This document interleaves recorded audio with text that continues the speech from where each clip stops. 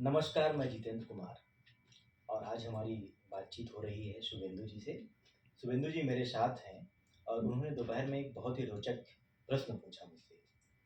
तो मुझे लगा कि हम शाम में बातचीत करेंगे और यह बातचीत रिकॉर्ड कर ली जाए, एक हम लोगों की स्मृति के तौर पर भी।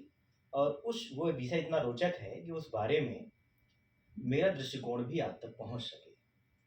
और कई लोगों ने भी यह प्रश्न मुझसे पूछा है, तो उन तक भी मेरी बात पहुँच सके, वो भी समझ सकें, वो भी इस बात को सुन सकें। तो सुरेंदु जी ये वो प्रश्न दोहराएंगे और मुझसे पूछेंगे, तो फिर मैं उसको उनका उत्तर दे सकूंगा। जितेंद्र जी, देखिए, आज दोपहर में आपसे राम के ऊपर में काफ़ी बातचीत हुई और हम लोग ये देख रहे हैं कि भारत में वाल्मीकि की रामायण और तुलसीदास की रामायण, इसमें क्या अंतर है ये थोड़ा जानना चाहते हैं।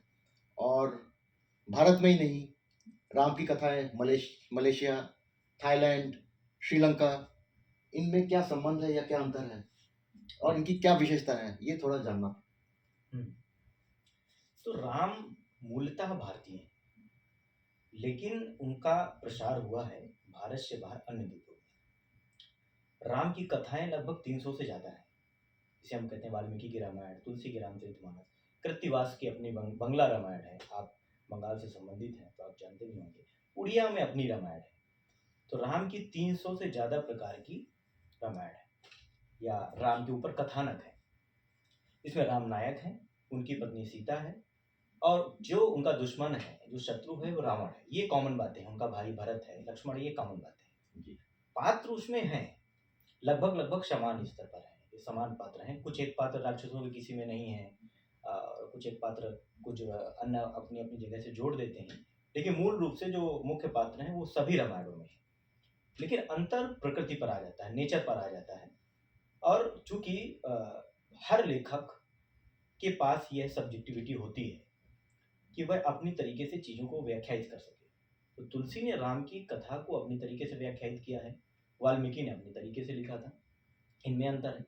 तो 300 से ज़्यादा राम पर कथाएं हैं। इसमें दो ही प्रसिद्ध हैं मूलतः, एक संस्कृत में लिखी वाल्मीकि की रामायण और तुलसी की अवधी में लिखी रामचरितमानस। अब इनमें अंतर क्या है, हम दोनों में ही देखें। हालांकि अंतर कृत्तिवास की रामायण और तुलसी की रामायण में भी हो जाता है कि कृत्तिवास के राम जो है बेहद चंचल है, वहीं तुलसी के जो रामचरित मानस के राम है वो बेहद गंभीर हैं, धैर्य हैं और उतने ही धैर्यवान और उनके मूल्य इस तरीके के हैं जो आपको लगेगा कि वह ईश्वर है। इन कृत्तिवास की रामायण में राम उतना ईश्वरीय रूप नहीं धारण किए। उड़िया की रामायण दूसरी है। इंडोनेशिया में राम का दूसरा कथानक चलता है। कथानक का मूल वही है, एक उसमें प्रकृति लेखक के अनुसार बदल जा रही है। अब वाल्मीकि के रामायण और तुलसी के रामायण में जो मूल अंतर है, तो वाल्मीकि मानव राम को मनुष्य रूप में अधिक प्रस्तुत कर रहे हैं। तुलसी ने राम को ऐसे उदात्त मूल्यों से भर दिया है कि वो मनुष्य कम लग रहे हैं, ईश्वर ज्यादा लग रहे हैं। ये मूलभूत अंतर है। आप जगह जगह देखेंगे तो तुलसी ने अपने समय के अनुरूप तो रामचरितमानस को लिखा ही, बदलाव किए ही। जैसे एक जनक वाटिका का प्रसंग है कि राम सीता को मिलवा दिया जाए, क्योंकि एक दूसरे का मिलन जरूरी है। वाल्मीकि ने नहीं मिलवाया, सीधे विवाह करवा दिया। संभोगवध वाल्मीकि रामायण में है, जिसको लेकर दलित आज भी एग्रेसिव होते हैं कि एक जातीय स्तर पर निम्नता होने की वजह से राम ने उसका वध कर दिया, तुलसी ने उसको हटा दिया। ये अंतर तो है, वो सब लोग जानते हैं। लेकिन मेरा दृष्टिकोण है कि जो मूल अंतर है यह है कि तुलसी ने राम को उदात्तता बहुत दे दी, मूल्य बहुत दे दिए और एक ऐसा आदर्श बना दिया जो मनुष्य रूप में संभव नहीं है। तो तुलसी ने राम को मनुष्य रूप में रहने दिए, लेकिन वाल्मीकि राम को मनुष्य रूप में ही हर जगह देखते हैं और इतनी कमियां उजागर करते हैं कि पूछे। और आप देखेंगे कि राम के साथ साथ जितने भी पात्र हैं, हम लोग राम को केंद्र में रखकर पूरी रामचरितमानस या रामायण लिखते हैं। लेकिन मैं ये पाता हूं कि यदि हम सुग्रीव को केंद्र में रख दें तो भी एक रामचरितमानस लिखी जा सकती है। ऐसा इसलिए क्योंकि राम अयोध्या के राजा है, पूरे विश्व के नहीं है। पूरे विश्व में अलग अलग संस्कृति है। आप देखेंगे कि राम कहते हैं एक पत्नी व्रत, एक ही पत्नी होनी चाहिए। लेकिन बाली और सुग्रीव जिस संस्कृति से आते हैं वहां तो ऐसा नहीं है कि मेरी पत्नी ही है और ये बड़ी पवित्रता हुआ है या सतीव्रता है। वो बाली के यहाँ भी चली जाती है, उसके साथ भी अपने आप में सो सकती है, फिर बाद में वो सुग्रीव के पास फिर आ रही है। क्यों? क्योंकि वो वानर संस्कृति है। वही सुग्रीव जो राम के इतने अच्छे मित्र है, लेकिन वहां संस्कृति दूसरी है। उस संस्कृति भिन्नता की वजह से तो हम रामचरितमानस को पढ़कर हम सिर्फ अयोध्या या उत्तर भारत की संस्कृति को ही समझ रहे हैं। उसी रामचरितमानस में अगर हम सुग्रीव को केंद्र में रख दें तो हम उस संस्कृति को छोड़कर विभिन्न संस्कृतियों को और समझने लगेंगे। इसी तरीके से सीता को केंद्र में रखकर पूरी एक रामायण लिखी जा सकती है। सीता को अब तो एक हाल में एक व्यक्ति ने लिखा, सीता को वॉरियर के रूप में प्रस्तुत किया, और यदि सीता को आप वॉरियर के रूप में प्रस्तुत करेंगे तो पूरा कथानक चेंज हो जाएगा, पूरा प्लॉट चेंज हो जाएगा उस कहानी का। राम उसके पेरीफेरी में रहेंगे लेकिन सीता केंद्र में आ जाएंगी। तो आप पाएंगे कि इतने सूत्र, और मैंने सीता को वॉरियर के रूप में एक नया अभी एक हिस्सा जोड़ा है जो बाद में आपको कभी सुनाऊंगा, कि सीता को यदि हम केंद्र में रख लें पूरी राम की कहानी बदल जाती है। उसमें कितने खलनायक आ जाएंगे जो राम के इर्द गिर्द हैं और वो सीता के खिलाफ कैसे षड्यंत्र कर रहे हैं, और बिल्कुल तार्किक आधार पर हम उनको सिद्ध भी कर सकते हैं। तो राम पर बहुत सारी है, क्योंकि इतना आत्मनिष्ठ और सब्जेक्टिविटी वाला मामला है। और आजकल कुमार विश्वास सुना रहे हैं राम पर, तो उनकी सब्जेक्टिविटी निकलती है, तो किसी बात को व्याख्यात कर दो अपना पुट डाल देते हैं। अब वो कोई व्यक्ति रिकॉर्ड कर रहा हो, बाद में कोई ये व्यक्ति माने यही अंतिम सत्य, ऐसा कुछ नहीं है। क्योंकि राम भारत भूमि में एक ऐसे नायक हैं, हर व्यक्ति को ये छूट मिली है कि वो अपने अनुसार उसकी व्याख्या कर सकता है। क्यों? क्योंकि कोई ऐसा हमारे पास पुरातात्विक स्रोत नहीं है कि हम कहें कि नहीं नहीं यही राम ने कहा है। लेकिन हम यह भी नहीं कह सकते कि राम नहीं थे। राम मिथक के रूप में कहते हैं, ये गलत बात होगी। यूं ही किसी समाज में कोई व्यक्ति उपस्थित नहीं हो जाता, ये मेरा मानना है। राम उपस्थित रहे हैं, वो आदिवासी संस्कृति से थे, कैसे भी संस्कृत से रहे हों, लेकिन वो थे। लोगों ने उनको अलग अलग रूप में लिया, वो समानता होता रहा है। और इतिहास में हर नायक के साथ होता, चाहे वो पृथ्वीराज चौहान हो, शिवाजी हो, औरंगजेब हो, हर समाज उनको अपने अपने तरीके से व्याख्यायित करता चलता है। वैसे राम भी एक ऐसे व्यक्ति रहे जिन्होंने एक ऐसे मूल्यों को स्थापित कर दिया गया तो वो पूजनीय रहे। लेकिन वाल्मीकि ने उनको इस स्तर पर नहीं पूजा जिस स्तर पर तुलसीदास ने पूजा। मैं आपको एक किस्सा सुनाता हूँ वाल्मीकि रामायण का। तो आपको पता होगा कि जब सीता है और सीता हरण के लिए रावण आने वाले हैं, सीता ने राम से कहा है कि आपको हिरण पकड़ने जाना है, मुझे वो हिरण पसंद आया है, मुझे हिरण पकड़ने जाना है। और राम ने दायित्व दे दिया लक्ष्मण को कि आप इनकी रखवाली करेंगे। वहां से मायावी रूप जो हिरण है वो चिल्लाता है और सीता को लगता है कि मेरे पति संकट में है।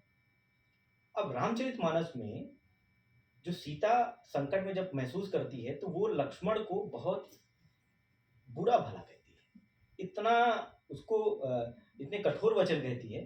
तुलसी ने उसको 2-4 श्लोकों में समाप्त कर दिया है। और क्या क्या लिखा है तुलसी ने कि हृदय को कचोटने वाले वचन सीता ने कहे, लक्ष्मण को बरबस होकर जाना पड़ा राम को सुरक्षित कर।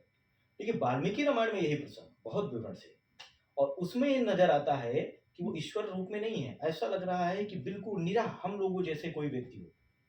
तो सीता को प्रसंग सुनेंगे तो आपको मैं आपको सुना रहा हूँ अभी, वो बड़ा रोचक है। और ये इतने संदेह खड़े कर दे रहा है, इतने संदेह कि पूछिए मत। तो सीता जिस तरीके से संशय कर रही है लक्ष्मण पर, और लक्ष्मण पर जिस तरीके से प्रश्न खड़े कर रही है, इससे लगता है कि क्या उनके मध्य कोई ऐसा संबंध था। सीता को महसूस हो रहा था कि लक्ष्मण मेरा हरण न कर ले। अब देखिए वाल्मीकि रामायण में सीता कहती क्या है गुस्से से लक्ष्मण को। सीता जी ने क्रोध कर लक्ष्मण से कहा, हे लक्ष्मण, तुम अपने भाई के मित्र रूपी शत्रु हो। वो वहां संकट में है और आप वहां बचाने नहीं जा रहे, आप उसके मित्र रूपी शत्रु हो।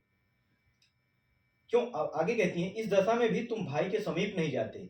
मैंने जान लिया तुम मेरे लिए अपने भाई का विनाश चाहते हो। भाई मेरा ना रहे इस तो मैं तुम्हें मिल जाऊं। तुम निश्चय ही मुझे हथियाने के लोभ से श्री रामचंद्र जी के पास नहीं जाते। तुमको अपने भाई का दुखी होना अच्छा लगता है, अपने भाई में तुम्हारी जरा सी भी प्रीति नहीं है। इस तरीके से व्याख्यायित करते हैं। कितने मानवीय वचन लगते हैं, ये संभव है।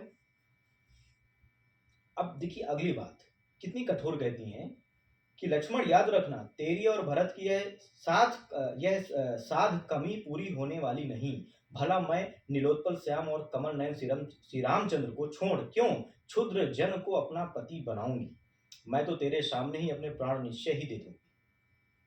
अगली बात क्या कहती हैं वो, श्री राम के बिना इस भूतल पर मैं एक क्षण भी जीवित नहीं रह सकती। तो जानकी ने ऐसी रोमांचकारी कठोर बातें कही। तो अब एक और मैं इसमें सुनाता हूं कि मैं विष पी लूंगी अथवा अग्नि में कूदकर जान दे दूंगी, किंतु श्री रामचंद्र को छोड़कर पर पुरुष को कभी स्पर्श न करो, पर पुरुष को स्पर्श नहीं करूंगी। वो ये मान रही हैं कि क्या लक्ष्मण पर पुरुष है जो उनको स्पर्श कर सकते हैं? क्या वो मान रही हैं कि उनका शील भंग या उनके चरित्र का हनन लक्ष्मण कर सकते हैं? यह प्रश्न उनके दिमाग में आया कैसे? तुलसी एक्सेप्ट नहीं कर सकते, तो तुलसी ने उनके इतने गहरे मूल्य दे दिए हैं, वहां अगर इस तरीके की बातचीत होगी तो लोगों के मन में संशय हो गया कि ये ईश्वर नहीं है। वाल्मीकि ने तो एक सहज प्राकृतिक भाव है कि एक स्त्री है, अकेले हैं। और आजकल भी हम देखते हैं समाज में बड़े भाई की जो पत्नी है, तो तमाम जगह ये केस आते हैं। तो सहज मानवीय भाव से उन्होंने प्रस्तुत किया है कि राम संकट में है और सीता को यह संशय है कि कहीं ये मेरा हरण न कर दे। क्यों? क्योंकि वो वनवास में है और कहीं भरत से मिलना गए हों। इससे एक और बात निकल कर आती है कि सीता को तब भी संशय था कि राज्य छीन लिया गया है राम से, यानी कि षड्यंत्र हो रहे हैं उनके इर्द गिर्द, तभी वो ऐसा महसूस कर रही हैं। तो ऐसी अनेक चीजें खुलकर आई। देखिए, व्याख्या है तो वाल्मीकि की व्याख्या है, तुलसी ने उसको हटा दिया। आप इस तरीके से देखेंगे तो हर एक प्रसंगों में बहुत अंतर है। आप कृत्तिवास के रामायण उठाएंगे तो वहां अंतर है, उड़िया की रामायण उठाएंगे तो वहां अंतर है। तो राम को पेश करने का सबका अपना अपना नजरिया है, लेकिन हमें इस बात के लिए हमेशा धन्य होना चाहिए कि हमारे भारत भूमि में एक ऐसा नायक है। मैं राम को योद्धा नहीं मानता, योद्धा तो रावण भी था और राम से ज्यादा बेहतर योद्धा, फिर भी वह पराजित हुआ। क्यों? क्योंकि राम के पास विवेक था, वही विवेक जो बाद में बुद्ध कहते हैं कि जीवन का सार विवेक है। राम के पास वह विवेक था। विवेक क्या है? सही और गलत में अंतर कर पाने की क्षमता, योग्यता। रावण के अंदर वह योग्यता नहीं है, और सही और गलत में अंतर नहीं कर पा रहा। वह योद्धा तो है। राम को भारत में योद्धा के रूप में देखने की जरूरत नहीं है, उसको नायक के रूप में देखने की जरूरत है। और उन्होंने जो मूल्य स्थापित किए थे उस आदिवासी जंगली समाज से निकलकर सभ्य समाज बनाने के लिए, वो आज भी उतने ही प्रासंगिक है और हमें राम को उसी रूप में लेना है। हालांकि आजकल कुछ राजनीतिक विचारधाराएं हैं तो राम को तीर और धनुष लेकर ऐसे प्रस्तुत करते हैं जैसे राम योद्धा हो। राम इतने मृदुभाषी व्यक्ति हैं, वो अपना धनुष यूं ही नहीं उठाते, तभी उठाते हैं जब जायज बात हो। यही मूल्य राम ने स्थापित किए। हमें धनुष बाण यूं ही नहीं उठा के किसी को मारना नहीं है। तो जो एंग्री राम का कॉन्सेप्ट आजकल आ गया है, वो राम की छवि को इतिहास में इतना आगे धूमिल कर देगी कि जिस राम को हम मानते हैं, जो राम हर धर्म हर जाति के लोगों के लिए स्वीकार हो जाएगा, जो व्यक्ति उनको जानेगा, स्वीकार नहीं हो पाएगा। कोई राम तो धनुष लिए खड़े हैं। राम क्रोधित व्यक्ति वाले नहीं, वो तो नायक हैं, और नायक बड़ा सौम्य है, मूल्यवादी है। उनके चेहरे पर कभी क्रोध आता ही नहीं है। एक बार ही क्रोध आया समुद्र मंथन के समय, जब समुद्र को पार करना है उनको, मंथन कह रहा हूं मैं, सॉरी, तब उनको समुद्र पार करना है, लंका जाना है, तभी उनको गुस्सा आता है। इसके अलावा वो रावण से युद्ध कर रहे हैं, मुस्कुराते हुए कर रहे हैं, बाकी सब चिल्लाहट कर रहे हैं, सबको गुस्सा आ रहा है। दो ही पात्र जिनको गुस्सा नहीं आता, एक हनुमान को, एक राम को, और दोनों के ही खास राजनीतिक विचारधारा ने अलग रूप से प्रस्तुत किया। एंग्री हनुमान, आप देखेंगे गाड़ियों के पीछे हनुमान बिल्कुल ऐसे बिखरे हुए, क्रोधित राक्षस का बिल्कुल बना दिया जाता है। तो हमें लगता है कि हमने अपने देवताओं को, जिनको हमें मानना चाहिए, इनके मूल्यों को हमें स्वीकार करना चाहिए, वह हनुमान इतने मृदुभाषी हैं, जिनको कभी गुस्सा नहीं आता, इतने शानदार व्यक्ति हैं, इतने शानदार पात्र हैं उस रामायण के, रामचरितमानस के, उनको हमने एंग्री हनुमान प्रस्तुत कर दिया। क्यों? क्योंकि सबकी अपनी सब्जेक्टिविटी है, सबने अपने अपने तरीके से प्रस्तुत किया। यही छूट है तो एक खास विचारधारा, एक खास किस्म के लोग अपनी तरीके से करते हैं। राम हम सब के हैं, इस पूरी पृथ्वी के हैं। वो रहे होंगे अयोध्या के राजा, लेकिन उन्होंने जो मूल्य दिए वो आज पूरी पृथ्वी के लिए प्रासंगिक हैं। हो सकता है उस समय के अनुसार दो चार मूल्यों में खामियां हो, कमियां हो, और वो हर विचारिक व्यक्ति में होंगे। गांधी में क्या कमियां नहीं है क्या? राम के आगे तो गांधी कुछ भी नहीं। बुद्ध में क्या कमियां नहीं है क्या? सब में कमियां रहेंगी। कोई भी व्यक्ति पूर्ण नहीं हो सकता, चाहे वो ईश्वर ही क्यों ना हो। तो यह इस दृष्टिकोण से भी देखना होगा।